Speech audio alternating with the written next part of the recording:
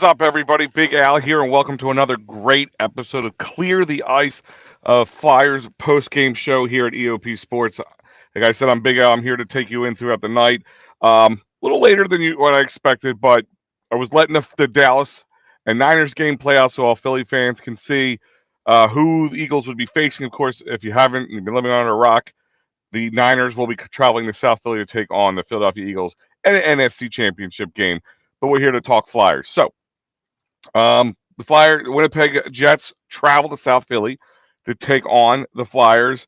Um, Ultimately, Flyers lost to the Jets 5-3. It started off not pretty. Let's run through this real quick. And I remind you guys that this great episode is brought to you by our awesome sponsors over at sherrystickets.com, cherryinjurylaw.com, Dolan's Bar, and phillysportstrips.com. So we'll get on to that in a second. I'll tell you about all the great things that they're offering. And if you just got done watching All Across Live with my boys Gary, Mike, and Sean, welcome in. So the first period started off not pretty. Thought this was going to be a game that's going to be a long and hard one to watch. Um, right now, the Jets are sitting in second place in the Western. They start off with 3 goals in a row, so it was 3-0 in the first period.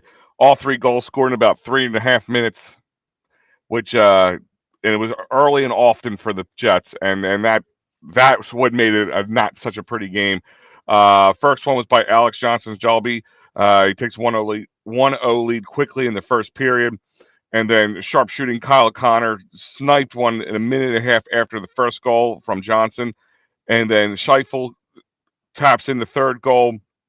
And like I said, the third goal in 3 minutes and 38 seconds to be exact. So it looked like it was going to be one of those buckle up times.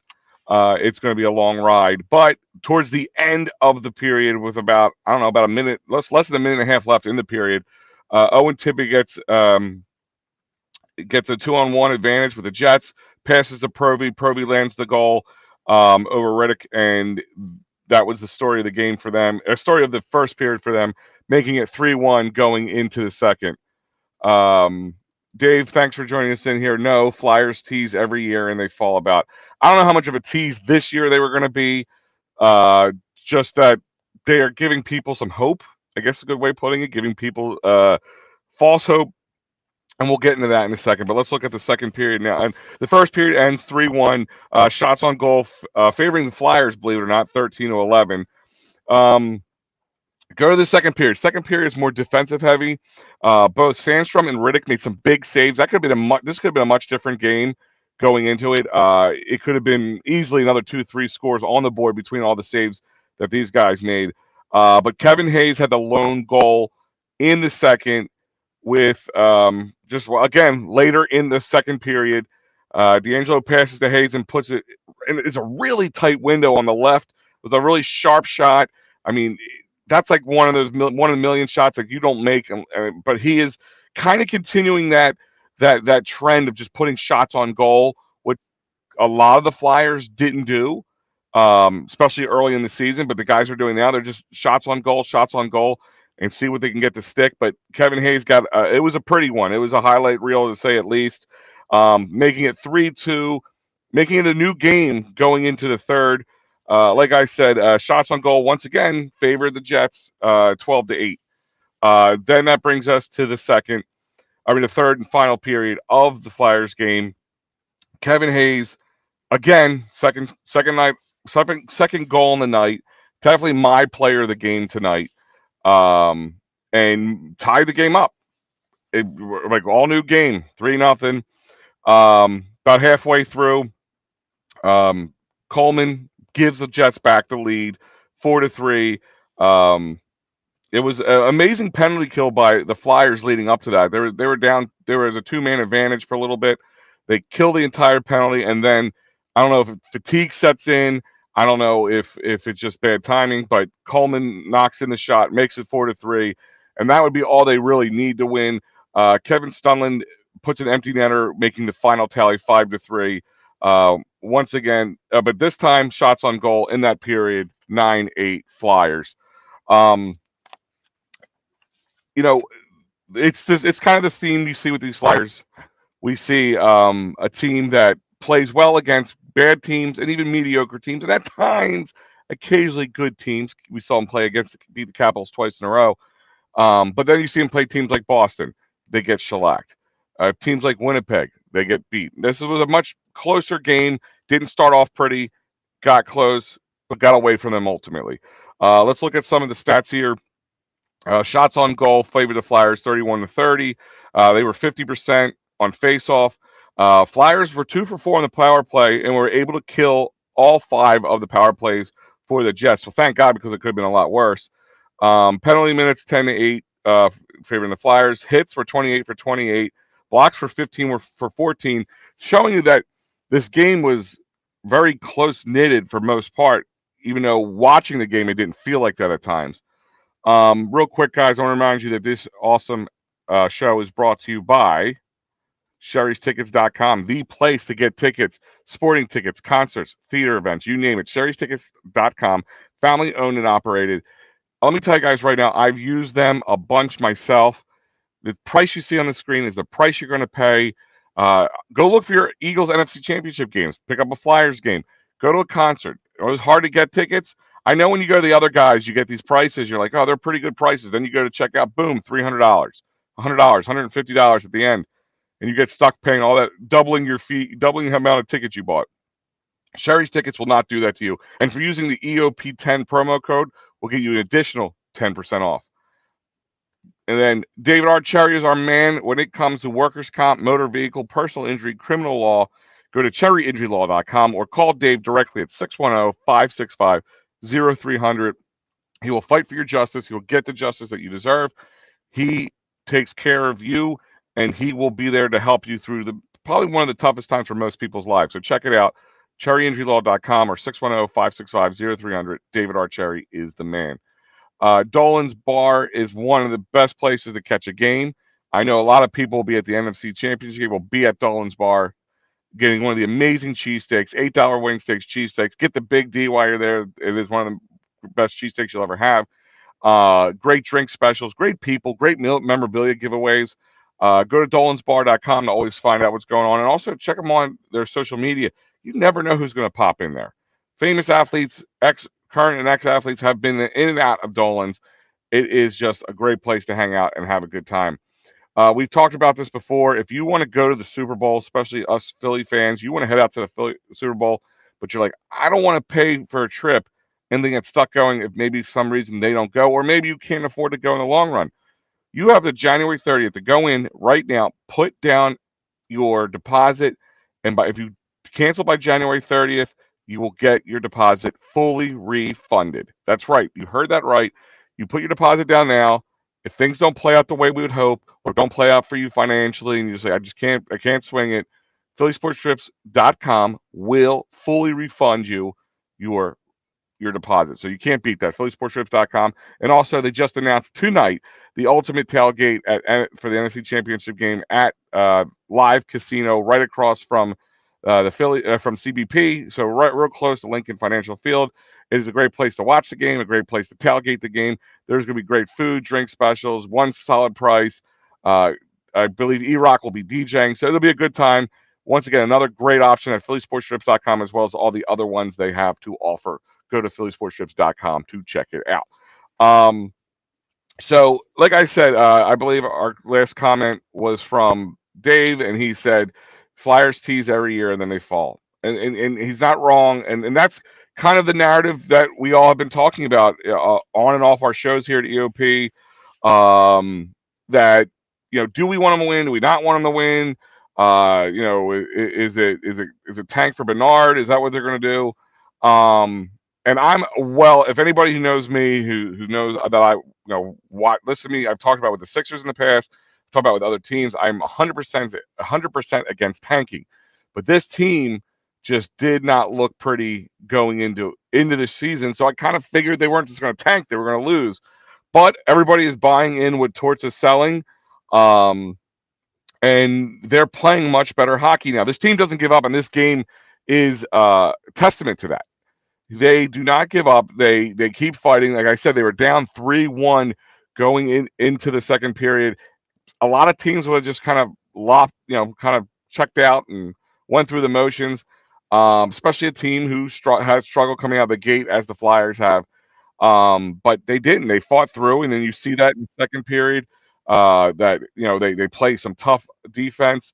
They're both goalies on both sides and both nets were standing on their head, making some huge saves.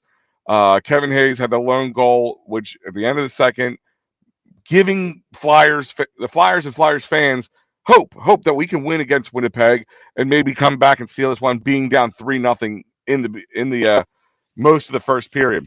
But unfortunately, that penalty kill where they had to be down two guy, a 2-man advantage for the Winnipeg Jets, and then of course I think it just tired them out, and they just couldn't keep up with them. And they got the way Winnipeg gets you. I mean, the name Jets kind of fits them nicely. They're a team that they fly around the ice. They got some sharpshooters and Kyle Connor, and they can pick you apart. They can snipe you from far away. Some blocks came in from a lot of Flyers. Some people taking Provy, I believe, or no, I forget who. Somebody took it off the face or the mouth. You can get hurt out there with this kind of team. They could take your head off from a mile away, and this is the kind of team that our Flyers will struggle against. They're fast and they will shoot often and frequently as they can, and they will get you off balance, and that's kind of how you beat the Flyers. You want to try to just out muscle the Flyers a little bit. I don't think you're gonna win it with the tenacity of the team that we have. But if you want to outplay and out just perform them, you can do that. Because usually when we play a team, there's a huge discrepancy in talent. A lot of young guys on this team, a lot of guys still learning. Some guys we've said before maybe wouldn't even make NHL teams. But like I said, when a team believes in themselves, believes in the coach, and believes in the players next to them on the bench, um, anything can happen. And like I said, I'm not one for tanking, but this fear of just making the playoffs barely, or even trying to get to the playoffs, it just doesn't do us any good. It really doesn't. But we're focusing in on this game here against the Jets. Once again, for those who are joining me, the Flyers fell to Winnipeg Jets 5-3, putting at 21-7. They were trying to get over 500 tonight. Didn't happen, of course. Other piece of news: Kevin Hayes played tonight, and that was his 600th NHL career game. And of course, he played player of the game on that one, being the 600th game. 2 goals. 2 goals with only 3 shots on goal. So that's a good percentage right there. Let's take a look around the league today. Only a few games were played. Penguins beat the Devils in OT. I don't know who I hate more in that lineup. Most likely the Penguins, but they beat the Devils 2-1 in OT. The Bruins drowned the Sharks 4-0. The Kings beat the Blackhawks 2-1. And the Golden Knights and Coyotes are still going on. About 3 minutes left in that game in regulation, and it's 4-1 Coyotes right now. So that's it for around the league right now because there's not too much going on. The Flyers will return to action back on Tuesday the 24th at 7 o'clock against the Kings. We'll have an article out shortly on our site right now, and we'll all have articles to follow and post games. It'll be myself, Mike Laro, Pat Bernard, as well as Matty B at times. So you never know. I'm probably the prettiest one of the group, so you'll be lucky with that one. But it was a 5-3 loss for the Flyers, and that was it is what it is. Like going on and doing these post game shows with you guys, the one good thing that comes out of it, trying to find a silver lining in these situations. And like I said, I expected to have more lost talk in these Flyers post games with you, knowing what we were going up against this season. But the fight and the tenacity is one thing in this team that you can't take away from them. And I do. That's one reason I do really enjoy watching them right now. Sometimes it's hard when they put a bad product on or they play a really good team. Like I go back to that Boston game when they got walloped 6-0, but they were able to bounce back and win the next game. Some teams that are bad will roll over and just continue to take a spanking. but this team doesn't, and that's why I really have some hope for the future for them. But my hope for the future also lies in more talent, and making a run or even trying to get into the playoffs just doesn't bode well for. I just doesn't bode well for this team. We need, even if it's not Bednard, there's a lot of other good talent coming out, and they can really have guys who can start capitalizing now for them, like right away, or almost at least almost right away. But it's just, the fight, the tenacity of seeing these guys. Like I said, any team down 3-0 late into the first period. I believe the Provorov goal or was kept this team alive. Could have been a lot worse if they weren't able to get that goal going at the end of the first. It could have been a lot different game. But Provy, between Owen Tippett and Provy getting that goal, and then Hayes, with a great defensive play that they had in the second compared to the first. I mean, it was a huge night and day difference from defense from first period to second period. Kevin Hayes did an amazing job to keep this team in it. D'Angelo got the assist on it, and like I said, that goal was pretty. It was all the way to the left side. Riddick was up against it. There was a hole, this big to hit it, and he got it in. It was pretty. It was, like I said, definitely a highlight reel. Probably top two goals of the week throughout the whole NHL.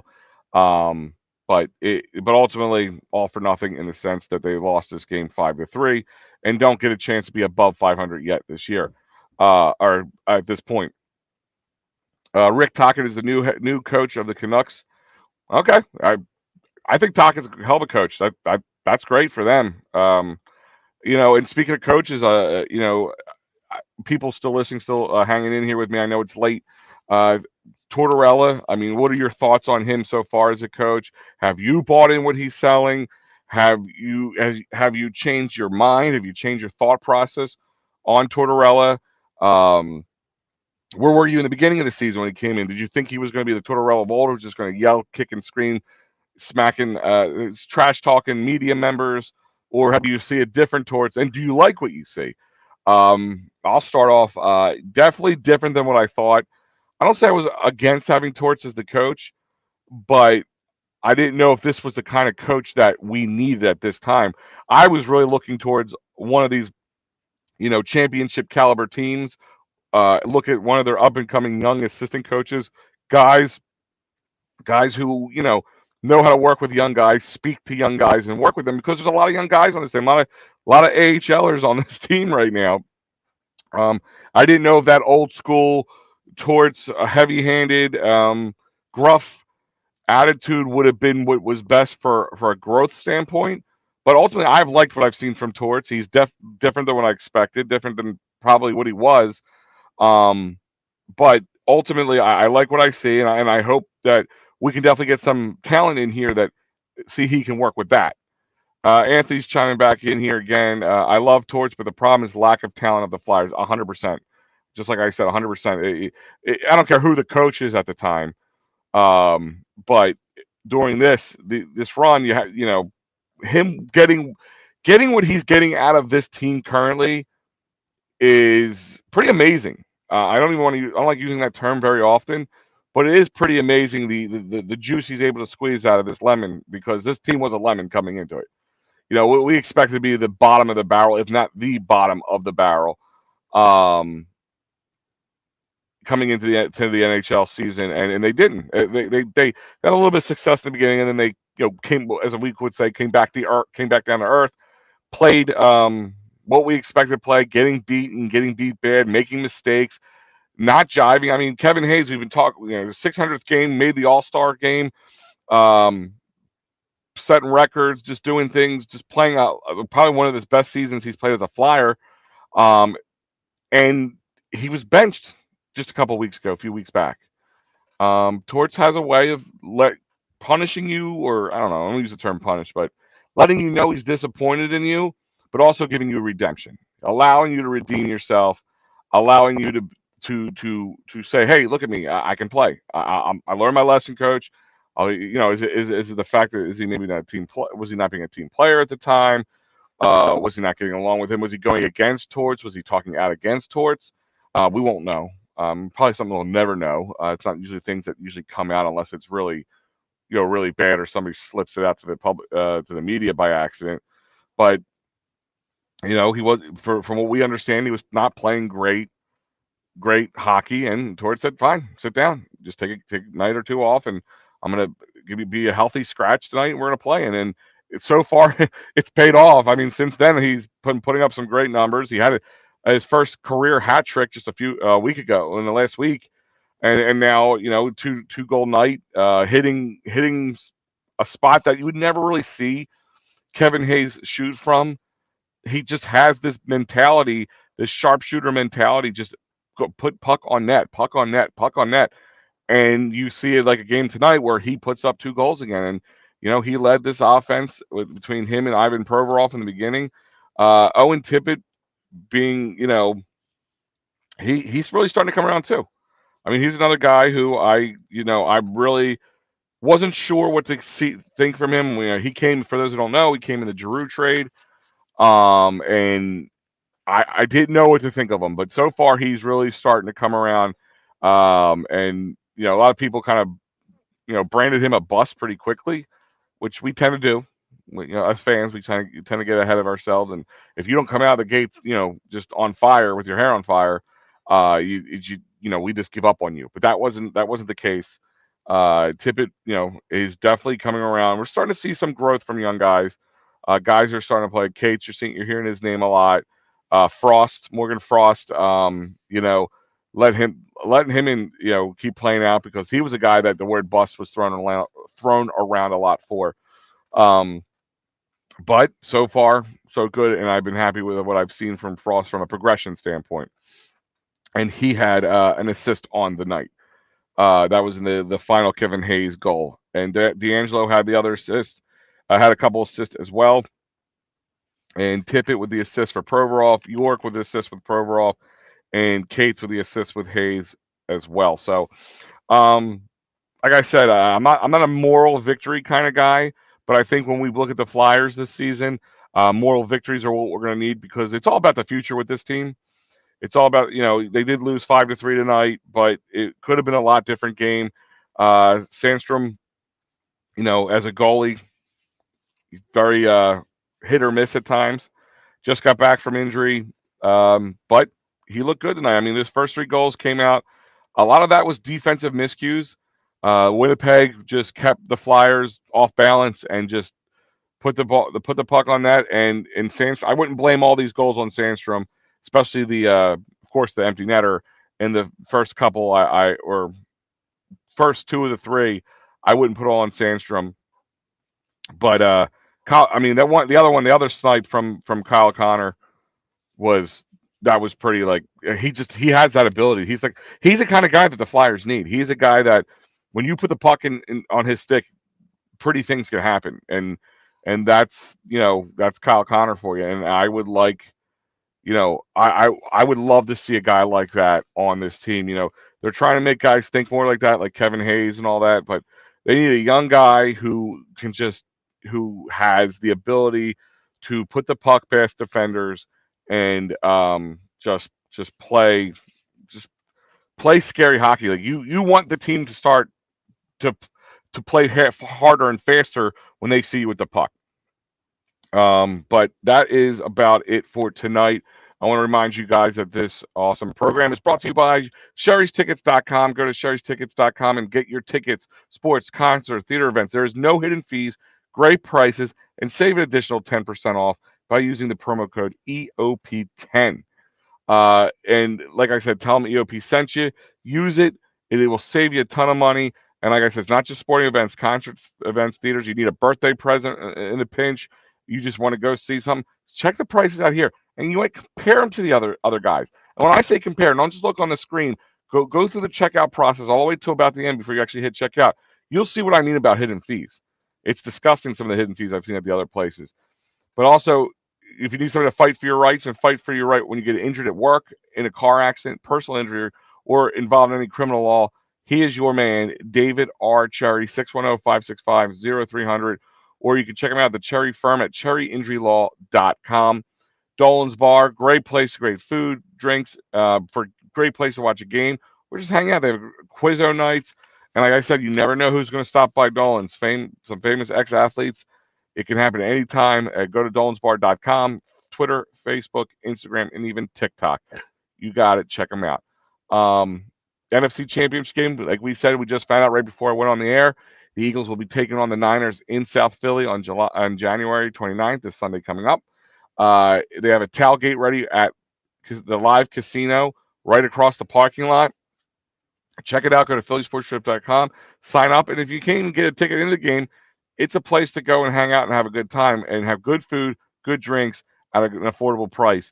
And if you want to get, if you think you think these Eagles are going all the way, which a lot of us do, and you want to get to that big game in Arizona, go to phillysportstrips.com. Sign up. Get your deposit down now. If you decide by January 30th you don't want to go, fully refundable. Fully refundable. Nobody else does that. Nobody else will do that. Check it out, phillysportstrips.com. This is this week's. You missed everything. I'm the last one of the week, but most of the live shows have been podcasted. And if you missed out on anything, just go to eopsports.com or edgeofphilly.com. Sign up for the newsletter. You'll get everything on Friday morning. It will be delivered that you've missed from last Friday to this Friday. Great articles, great videos, great interviews. You name it, we got it. We are always busy here at EOP Sports. Like I said, the Flyers lose this one 5-3. They're now 20, 21, and 7. They will be back in action on Tuesday night against the Kings. But until then, you can go to eopsports.com. We'll have an article up for you shortly. And check out all the great shows starting Monday with the Sully Squad, kind of reacting to everything that happened over the weekend. So, guys, I'm Big Al, and we'll see you next time.